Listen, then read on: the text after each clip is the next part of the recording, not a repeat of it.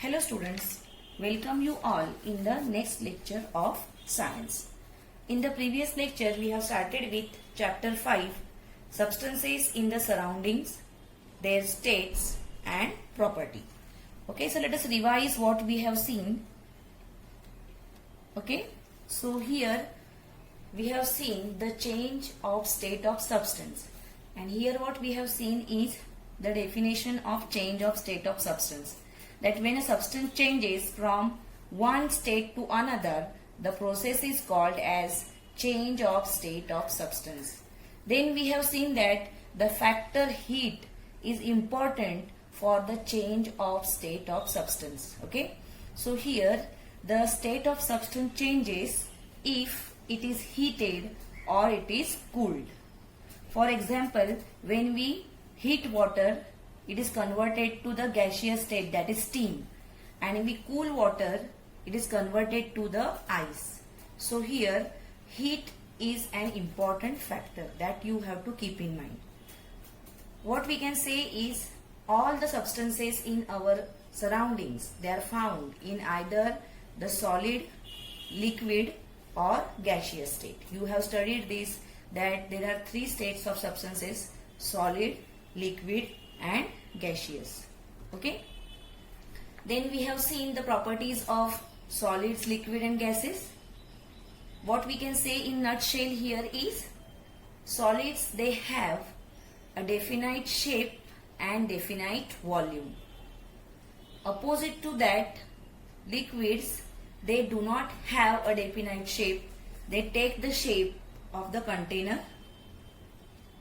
but liquids, they have specific volume.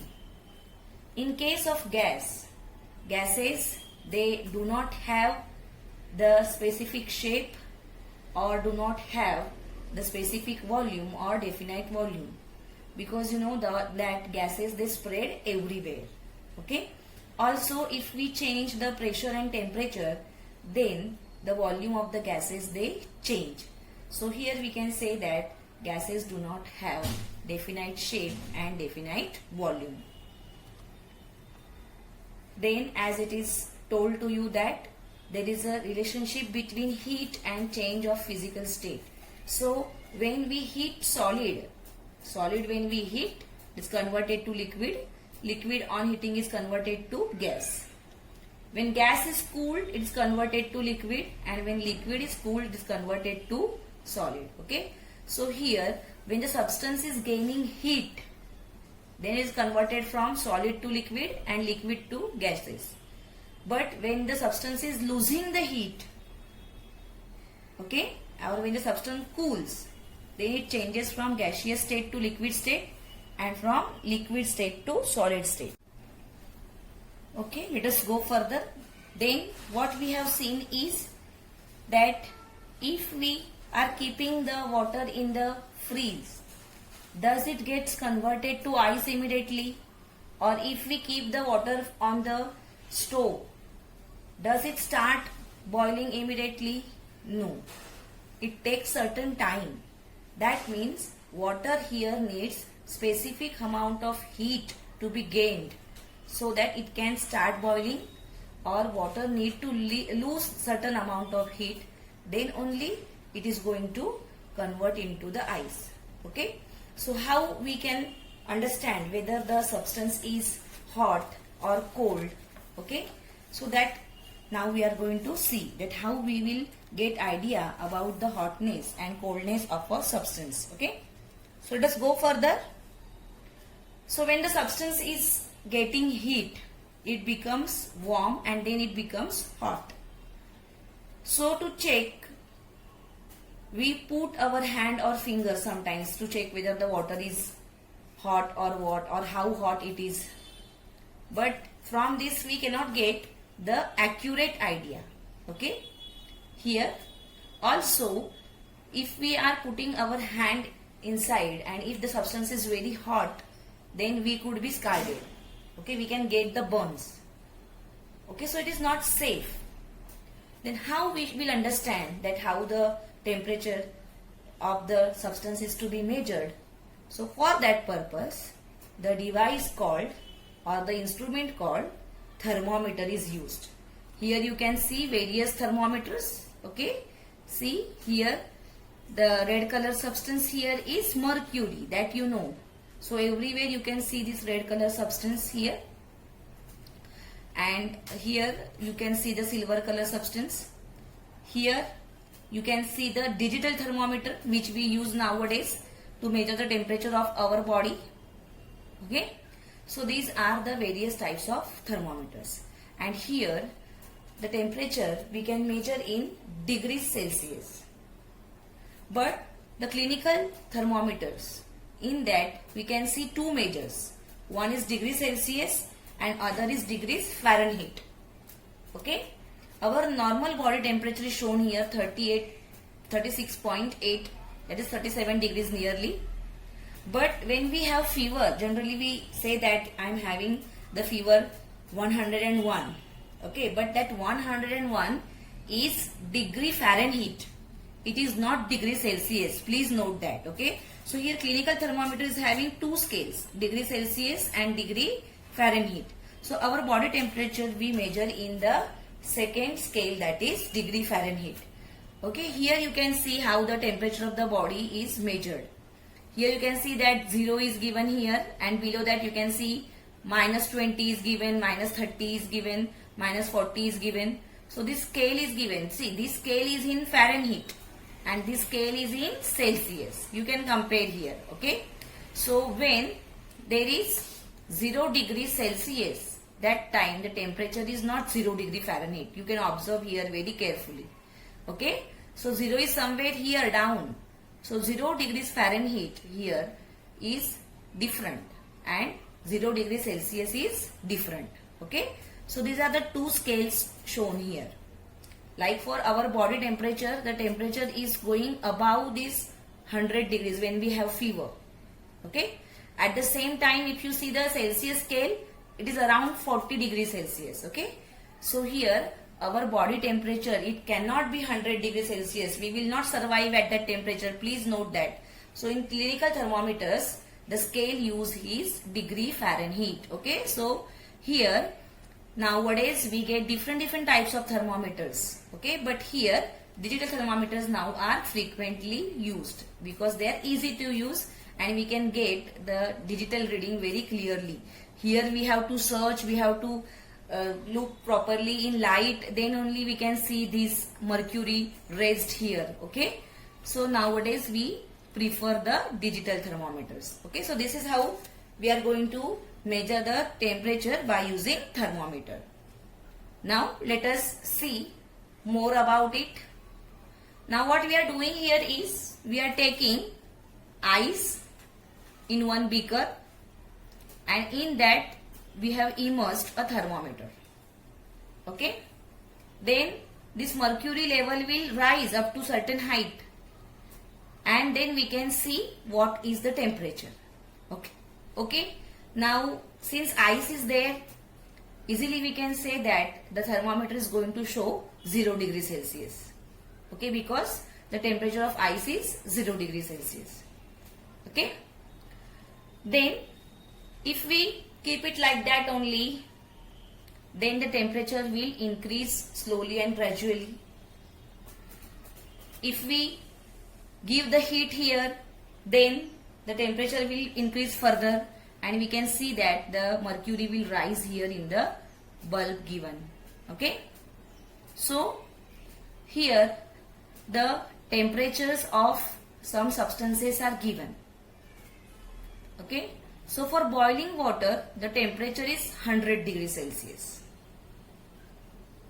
For freezing water, that is ice, the temperature is 0 degrees Celsius. The air temperature in winter night, if we see, it is less than 15 degrees Celsius. But the same air temperature in summer afternoon, if we check, it is greater than 35 degrees Celsius. Inside the fridge, the temperature is less than 5 degrees Celsius and inside the freezer, the temperature is less than -18 degrees Celsius. And our body temperature, as I have said, it is approximately 37 degrees Celsius. or if we want to see in Fahrenheit, then it is nearly 98 degree Fahrenheit. Okay. So our body temperature here, you have to keep in mind, it is nearly 37 degrees Celsius. But especially when we are dealing with boiling water or the hot substances, we should take care. Okay, we should properly handle it. You can see here that this is the proper way to hold it. You should not do it like this. You can get burn or you can get scald here. So you have to be very careful by doing all these experiments. Okay, let us go further. Next, let us see what is meaning of the boiling. Here, the example of water is taken. If we take water, for example, if the water is spilled on the floor, and if you don't wipe it, if you keep it like that only, you will find that after some time the water gets evaporated. Okay, and the floor becomes dry. That means water is continuously evaporating. Evaporation is taking place at all the temperature. It is not so that the evaporation takes place only when we boil the water. Okay, so here you have to keep this in mind that water is continuously evaporating, and this evaporation occurs from the surface of the water. That means water molecules from the surface, they escape in the air. This is called as what? Evaporation. Okay, so when water is boiled here, you can see here that if we keep the water for boiling and thermometer also is immersed here, slowly and gradually we will find that the temperature will become 20 degrees Celsius. When we provide more heat, it will become 50 degrees Celsius. When we provide more heat, it is going to become 100 degrees Celsius. And at this temperature, we can see the steams are coming out from the water. Or even if now this is glass beaker is taken, we can see the bubbles also. The water bubbles, they are rising faster and faster. Where they are going towards the surface. And we can see that from there steam is mixing in the air. This process is called as what? Boiling of water, or it is called as ebullition. Correct? See here. It is not called as evaporation. Please note that. Boiling of water is called as ebullition. Because as I have said, evaporation of the water takes place at all the temperatures, or continuously it is evaporating. So when we boil it, it is called as ebullition. So here the boiling point of water is different in different cases. For example, at sea level, here where we are staying at sea level, pure water boils at 100 degrees Celsius, which we consider as the boiling point of water. Okay, but as we go up, the boiling point of the water is increasing. Okay, it goes on increasing. But here, if we add suppose salt or sugar, then what is going to happen? If we add salt and sugar to the water, the boiling point of the water is going to increase. Okay, so here for pure water the boiling point is 100 degrees Celsius, but it changes according to the situations. Okay, if we add salt and sugar, then it is going to change. Similarly, if we collect these steams which are coming out here, and if we cool them, then again that steam is converted to the water. This is called as condensation. Okay, so when the water vapor cools, it is converted back into the water again. This is called as condensation of water. Okay, then here from this what we can conclude is the boiling point and the condensation point of the water is same, that is 100 degrees Celsius. Okay, that means at 100 degrees Celsius only the water starts boiling, and at the same temperature the steam gets converted to the water. Okay, so here you have to keep this in mind that boiling point and condensation point is always same. Let us go further. See here, you have to try this. What you have to do is you have to take some water in beaker and place the thermometer in it.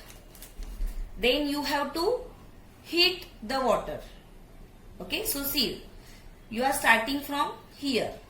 That liquid you have taken, and when you heat it, it is going to convert into gaseous state.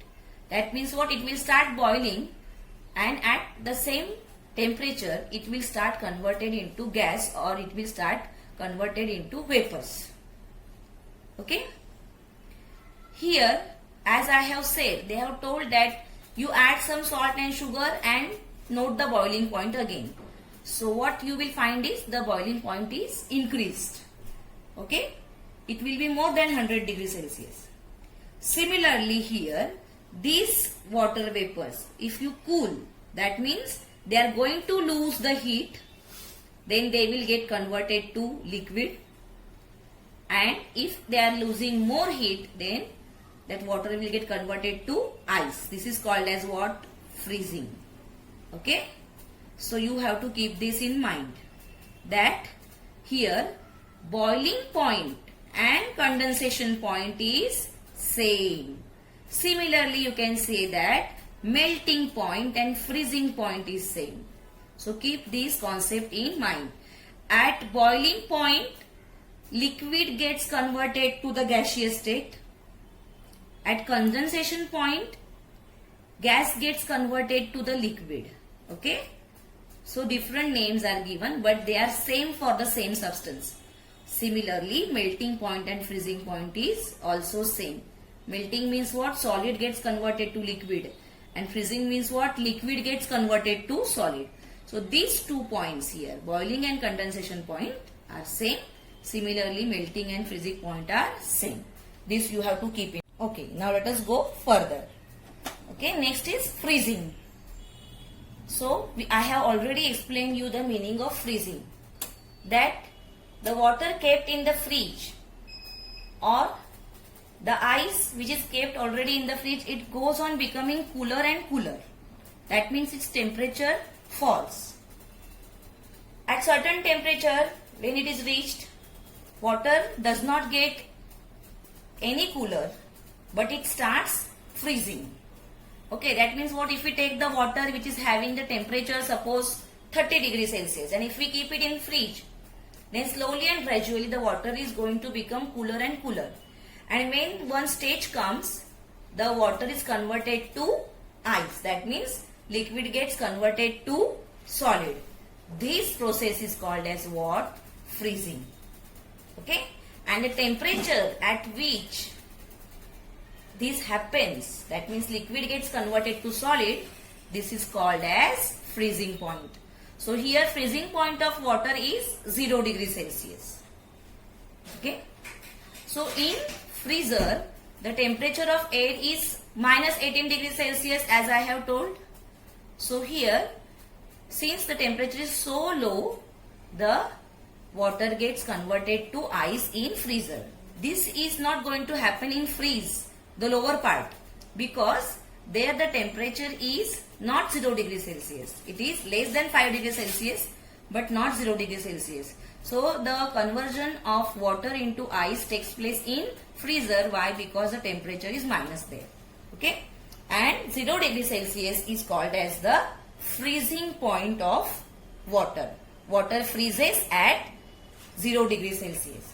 Similarly, if we take ice, and then if we observe the temperature in the thermometer, and when the ice gets converted to the water, we can see that the temperature in the thermometer is 0 degrees Celsius. That means ice melts at 0 degrees Celsius. Water freezes at 0 degrees Celsius. Ice melts at 0 degrees Celsius. So from this we can say that the freezing point and the melting point of water are one and the same. So every substance is having a specific boiling point, which is also called as condensation point, and every substance is having a specific melting point, which is same as the freezing point. Okay, so you have to keep this in mind that boiling point and condensation point is same. Similarly, melting point and freezing point is also same. Okay, so here you have to read this.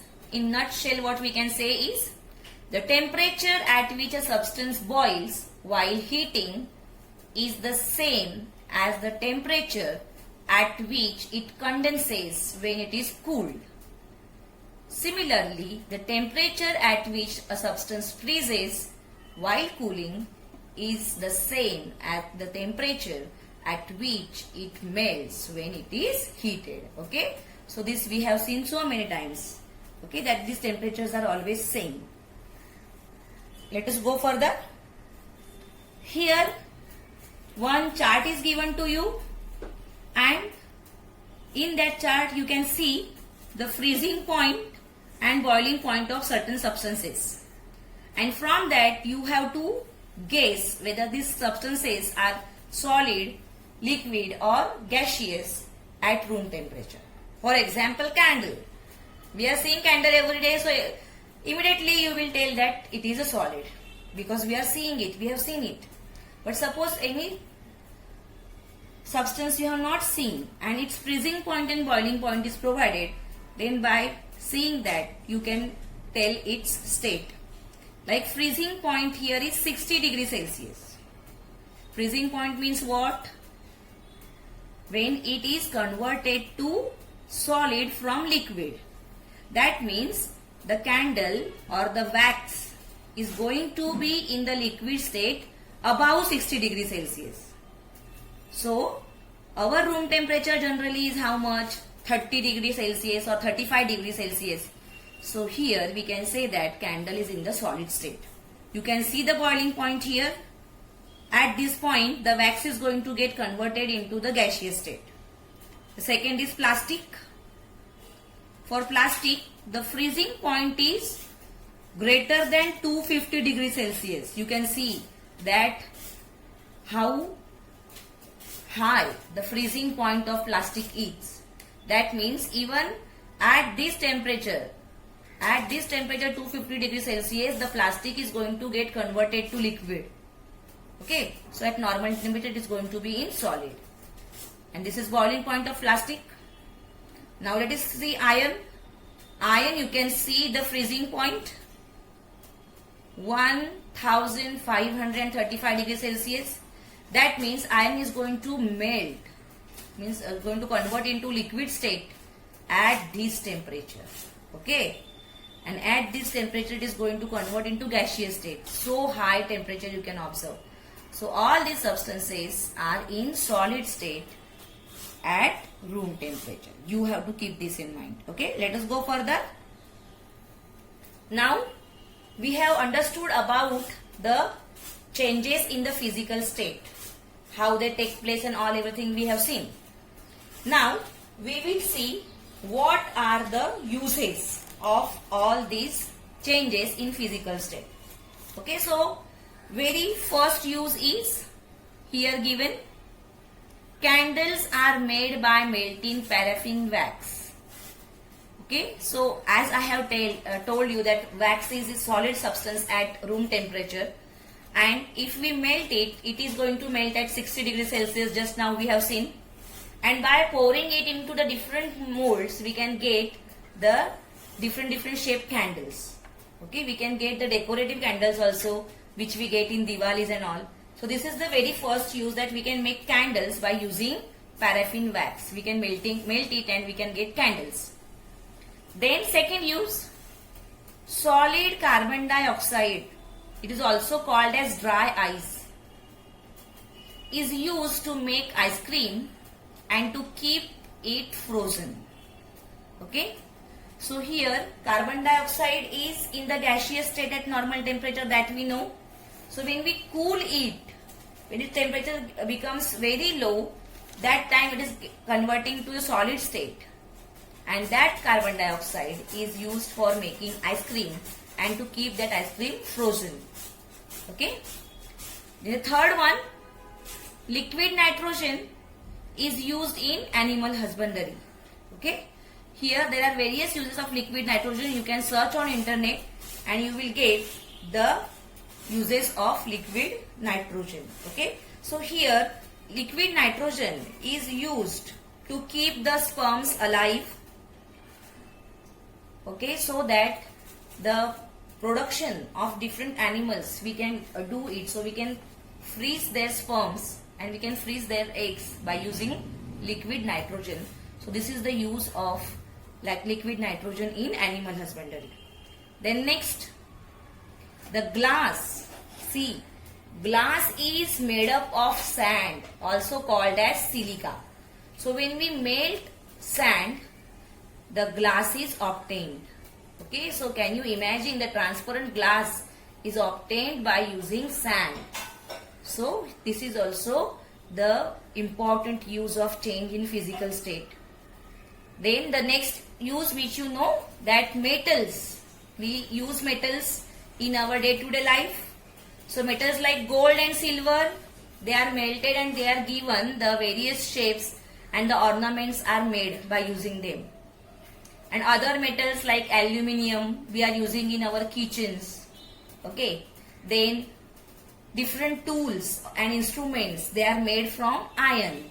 So iron is melted and tools are made. So these are some of the uses given of the changes in physical state of substances. Okay. So let us go further now. This part, let's try this. This is cancelled. So you also ignore it. Now let us try to understand what is the meaning of sublimation. So for this we are going to make one, or we are going to do one experiment. What we are going to do here is, here you can see one evaporating dish, and in that dish some iodine crystals are taken. You can see the purple color, like here pinkish purple color you can see. So iodine crystals are taken in this evaporating dish, and that dish is covered with the funnel, and you can see that cotton plug is there at the other end of the funnel. So what we have to do is, we have to give heat to these iodine crystals and we have to observe from this transparent funnel that what is going on. So what we observe here, that iodine crystals here, they do not melt, because generally what we saw just now, that solid gets converted to liquid first and then it get converted to gaseous state. But here that is not happening. What happens here is, iodine crystals, they directly get converted to the gaseous state. You can see the fumes are coming out, and afterwards it gets accumulated and we can see those iodine crystals on the walls. You can see here the enlarged image here, at how the particles of the iodine are seen during the experiment. Okay, they gather on the walls of the funnel. Okay, you can see. That means what happens here is, when the heat is given, iodine crystals directly get converted to gaseous state, and when they are cooled, that steam of iodine or fumes of iodine, they directly get converted to solid crystals. In between, liquid state does not exist. Okay, this is called as what? Sublimation. The change of solid substance directly into a gas or vapor without first changing into liquid is called as sublimation. All of you mark this definition. Okay. Now this sublimating substance we can see around us, the camphor which we use for puja and the other different purposes, is also a substance which sublimates. Also you can get the example of naphthalene balls, which we have discussed in the beginning. They are also the substances which sublimate directly. Okay. So these are the examples. So here see, they have asked you one question. On opening a box of camphor, its smell spreads all around. Why does this happen? Why this happens? Because camphor sublimates, and that gas, it spreads everywhere. That is why we get the smell of camphor everywhere. Okay. So here the examples are iodine crystals, naphthalene balls and camphor. These all are sublimatory substances, or these substances they sublimate. That means they get converted to gaseous state directly from the solid state without getting converted to liquid state. Okay. Afterwards, let us see further. They have asked you certain questions. How will you identify the following? A glass. Is it made up of plastic, steel or glass? So what you will say? That the glass is made up of glass, because glass is not made up of plastic or steel. Okay. So your answer is what? Glass. And it is transparent. Then a rod. A rod is made up of what? Iron or aluminium. Okay. So here the rod we can see here, it is made up of what? Iron. Because it is opaque and dark. Then next, a door, wooden or glass. See, this door is made up of? This door is wooden. Why? Because it is not transparent. This glass is made up of glass, so it is transparent. This is the property of this. It's opaque and dark, so we can say that it's iron. It's not aluminium. Aluminium shines. Okay, it is having the silver color like. So here by observing we can say that it's not aluminium, it's a iron. The door is made up of wood. It's a wooden door because it is opaque. It is not transparent. Now this white powder, it is salt or it is a chalk powder. Okay. By just observing, can we identify that it is a salt or it is a chalk powder? No. So if we want to identify, what we should do? We can put this powder in water. If it gets dissolved, that means it is a salt. And if it does not get dissolved, that means it is a chalk powder. Okay. So here simply by observing we can say, or we can identify the properties of substances. But here simply by observing we cannot identify whether it is a salt or chalk. Okay. So that means here we should see their properties. Now which properties we saw here? This is transparency. Here we have seen hardness. Then we can have more properties like weight, color, whether it is producing sound or what. Okay, so these are all properties which we can use to identify these substances. Okay, so in the next lecture we are going to study about the properties of the substances. Okay, there we will learn about the properties of substances. So students, today we are stopping here. Thank you.